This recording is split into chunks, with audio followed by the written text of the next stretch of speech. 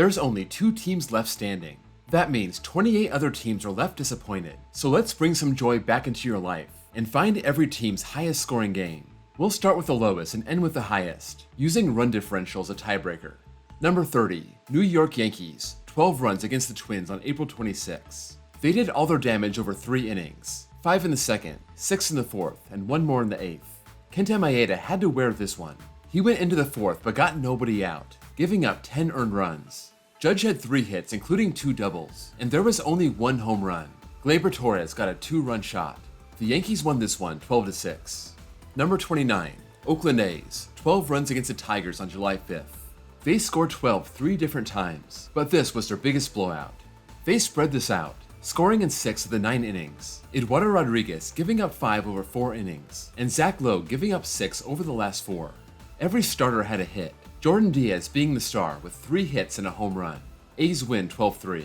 Number 28, Washington Nationals, 13 runs against the White Sox on September 20th. This was a bullpen game for the Sox, Michael Kopech giving up 1 in the first, and nothing worked after that. Tanner Banks and Jesse Schultens gave up 9 by the 4th. They scored in each of the first 5 innings, getting 3 home runs, the big blow being a grand slam from Lane Thomas. Nats won 13-3. Number 27, Kansas City Royals, 13 runs against the Red Sox on September 1st. James Paxton started, gave up 2 in the first, and the second was even worse, getting pulled and having both his runners score. That's 6 earned runs. Then, Brandon Walter was put on mop-up duty, allowing 7 runs over 4 innings. Bobby Witt and Salvador Perez went back-to-back in the first, Perez adding 1 more in the 6th, a 3-hit and 4 RBI day. Royals won 13-2. Number 26, Detroit Tigers, 14 runs against the Rockies on July 2nd. Connor Siebold gave up a grand slam to Javier Baez in the first, but he stuck around. Then, Kerry Carpenter got a 3-run bomb in the 3rd. Jake Rogers went solo in the 4th, but Siebold ended up going 5, giving up 8. The bullpen was no better, and in the 8th, Jake Marisnick hit the Tigers' 2nd grand slam of the day. That brought them to 14 runs, and they needed it. The Rockies wouldn't go away, but the Tigers held on 14-9. Number 25, Cleveland Guardians, 14 runs against the Royals on June 28th. Austin Cox had 2 scoreless innings. Then it got away from him.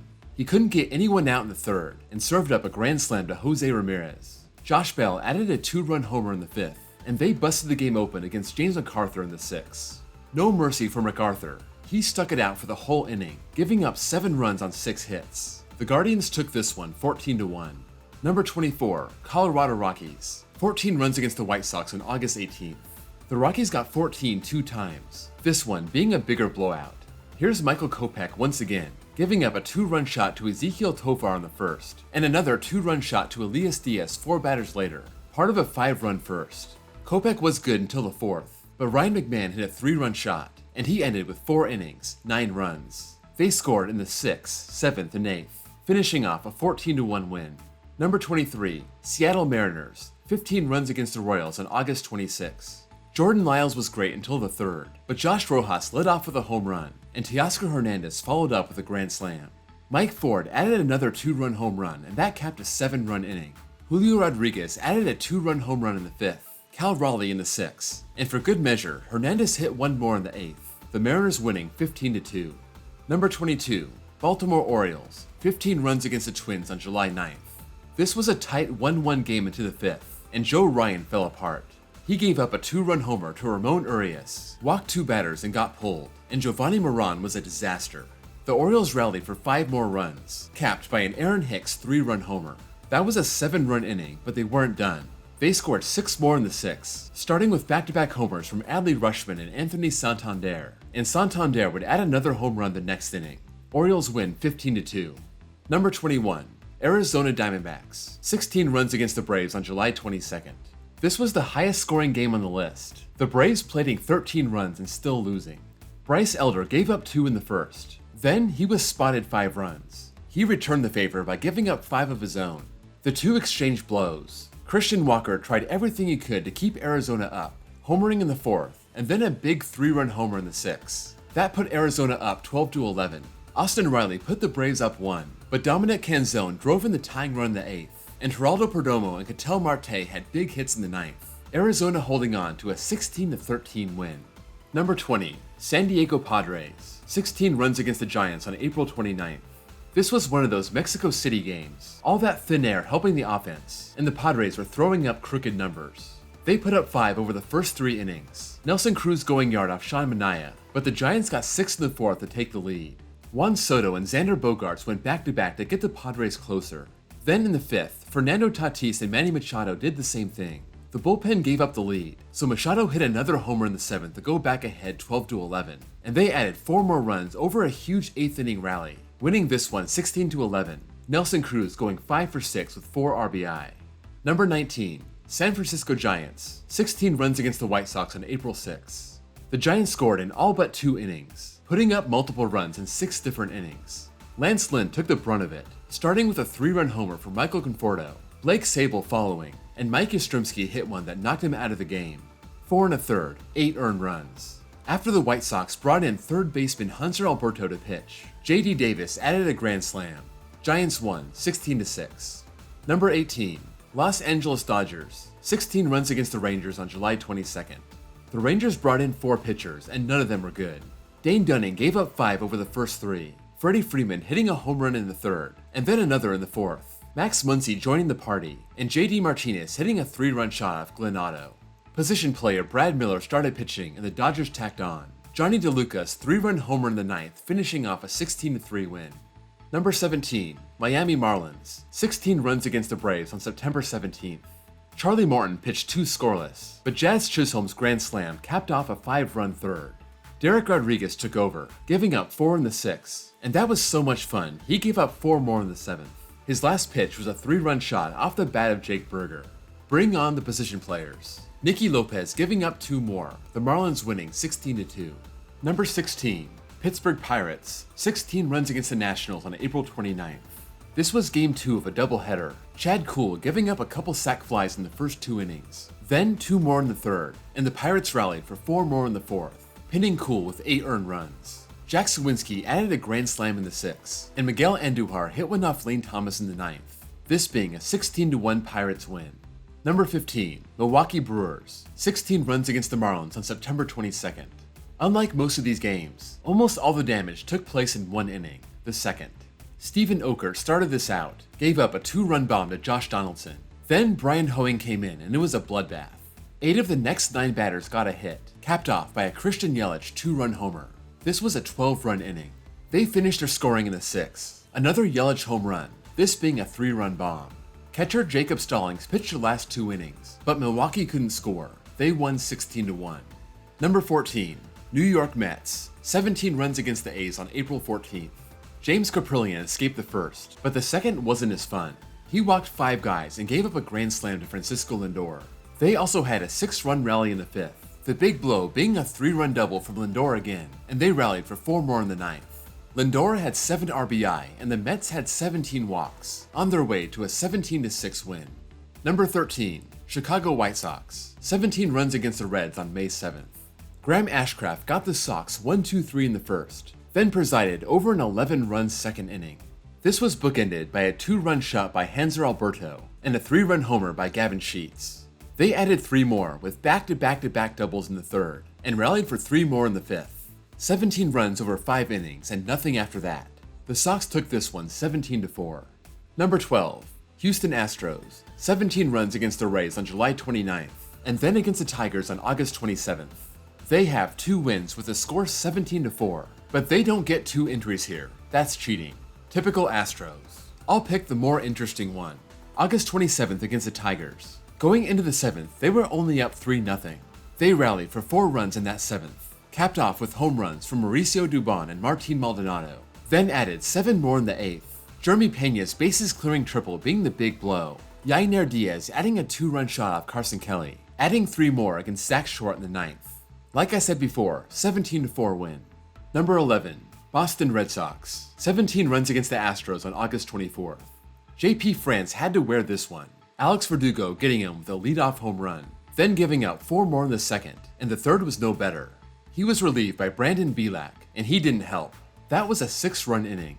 The Sox didn't score for the next 4 innings, then rallied for 2 more in the 8th, then 4 in the 9th, capped by a Connor Wong 2-run home run off Martin Maldonado. This was a 17-1 win. Number 10, Tampa Bay Rays, 18 runs against the Angels on August 19th. The Angels took Game 1 of this doubleheader, and the Rays were mad. Patrick Sandoval shut them out over the first 3, but they rallied for 2 in the 4th and 4 in the 5th, then brought out the big bats of Jaime Barria in the 6th. Harold Ramirez drove in 2 with a double, then Isaac Paredes hit a 3-run bomb, and Jose Siri followed with a 2-run shot. That was a 7-run inning, and they just kept tacking on. 5 runs over the last 3 innings, an 18-4 win. Number 9. Texas Rangers, 18 runs against the A's on April 22nd. Shintaro Fujinami had a lot of bad starts, and this one was especially rough. Adolis Garcia got him for a 2-run homer in the first. They rallied for 5 more in the second, so they brought in Adrian Martinez, and he was even worse. Garcia capped a 4-run third with a 2-run homer. He hit another 2-run homer in the 5th, then a 2-run double in the 7th. That was a stunning 5-hit, 3-homer, 8 RBI day. Rangers win 18-3. Number 8. St. Louis Cardinals, 18 runs against the Brewers on May 15th. Nolan Arenado got Freddie Peralta early, a 3-run homer in the first, but by the 6th, it was only 4-0. Peralta allowed 2 runners and got pulled.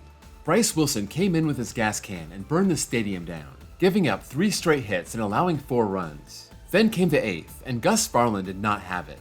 Tommy Edman went yard. Nolan Gorman hit a 3-run bomb. He loaded the bases, and they brought in second baseman Mike Brasso to pitch, and Andrew Kisner hit a grand slam. Cards win 18-1. Number 7. Philadelphia Phillies, 19 runs against the Nationals on July 1st. Mackenzie Gore was feeling good going into the 3rd, but the second time around the order was a bad time. The Phillies rallied for 6 runs, Alec Boehm hitting a 2-run shot that inning, hitting another 2-run homer in the 4th along with Nick Castellanos, and the 5th was just hideous for the Nats. They had another big rally, Kyle Schwarber capping off an 8-run inning with a grand slam. 19 runs after 5, and they took the last 3 innings off. Phils win 19-4. Number 6. Cincinnati Reds, 19 runs against the Cardinals on September 29th. They needed this win to stay alive in the wildcard hunt, and they bludgeoned the Cardinals. Jake Woodford took this one, giving up 7 runs and only getting 5 outs, giving up homers to Nick Martini, Jonathan India, and Spencer Steer. He was gone, Casey Lawrence was in, and the Reds hit 3 more homers in the 4th. Marte leading off, Encarnacion Strand hitting a 3-run homer, and Tyler Stevenson with a 2-run shot. They calmed down for 3 innings, then exploded for 5 more in the 8th, finishing off a 19-2 win. Number 5. Chicago Cubs, 20 runs against the Reds on August 1st. The Cubs got this going right away, putting up crooked numbers in the first 4 innings, including 5 in the first, the final blow being Dansby Swanson's 3-run home run. Ben Lively stuck it out, finishing off 4 innings, but he added 13 runs to his ERA. Bellinger, Tauchman, Swanson once again all left the yard, and in the 7th, the Cubs rebooted their offense. Home runs from Nico Horner and Patrick Wisdom, that coming off catcher Luke Maile. So did the home run from Miguel Amaya, and the Cubs won this one 20-9. Number 4. Minnesota Twins, 20 runs against the Guardians on September 4th. This was Lucas Giolito's first start in Cleveland, and ouch. 3 innings, 9 earned runs, serving up home runs to Jorge Polanco, Carlos Correa, and the death blow being a grand slam to Royce Lewis. They rallied for 4 more in the 6th. This is when catcher David Fry came in and pitched 4 innings, giving up 7 earned runs, which isn't good, but still better than actual pitcher Lucas Giolito. Royce Lewis finished with 6 RBI, and the Twins won 20-6. Number 3. Toronto Blue Jays, 20 runs against the Rays on May 23rd. Taj Bradley went 4 and gave up 4, then got pulled. Zach Birdie came in, and that was ugly. The Jays batted around. Nobody got more than a single, but they plated 6 runs. They only had 11 runs going into the 9th, but the Rays had outfielder Luke Raley on the mound, and he gave up a grand slam to Vlad Jr. Chapman got him for a 2-run shot, so they brought in catcher Christian Bethancourt, and he gave up a 2-run homer to Danny Jansen. The Jays scored 9 in the 9th, and they won 20-1. Number 2. Atlanta Braves, 21 runs against the Mets on August 12th. This was the first game of a doubleheader, and the Mets were so demoralized they got shut out in Game 2. It started slow enough. Denny Reyes pitching, a run in the first and a run in the second, 3 more in the 4th. The Braves had 5 runs going into the 6th, and Matt Olson launched a 3-run shot. Albies hit a 2-run homer in the 7th. Olson got another one in the 8th. Sean Murphy followed with one of his own. Then, second baseman Danny Mendick came in and it all went south. 8 runs crossed the plate. Austin Riley and Nicky Lopez going yard, and the Braves won this one 21-3. Number 1. Los Angeles Angels, 25 runs against the Rockies on June 24th. This was amazing to watch. After the Rockies made the last out in the 4th inning, it was already 23-0. Chase Anderson pitching, 3rd inning, down 2-0, and the first 3 guys went yard: Trout, Drury, Theis. Then he put 2 on but got 2 out, and the next 8 guys got on base. Mickey Moniak capping a 13-run inning with a home run. They had another huge rally in the 4th inning of Noah Davis. This 8-run inning capped off with a David Fletcher 3-run homer. They only scratched out 2 more runs over the last 5 innings, but they still achieved the highest score of 2023, winning 25-1. That's all for this video. If you enjoyed it, please drop a like. If you have any thoughts on these games, please leave a comment below. And if you're new here and love baseball content, please give me a sub. Thank you all for watching, and I'll see you all next time.